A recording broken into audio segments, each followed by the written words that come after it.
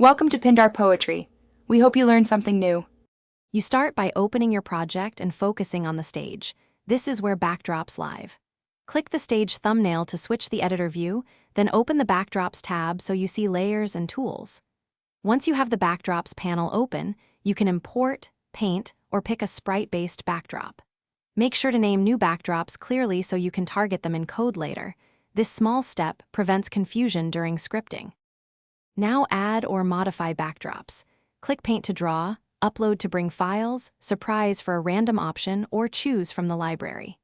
You can edit using the vector or bitmap tools. Select, resize, erase, and add text. Layers let you place items behind sprites.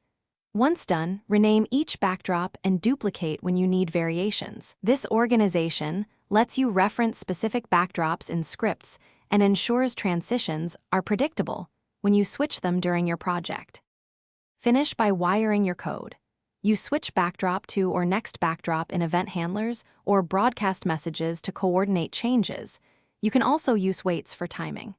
Test the scene repeatedly to confirm transitions and animation timing look right.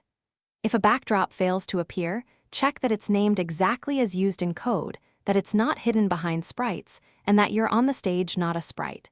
Correcting names, layers, or target selection usually fixes most problems.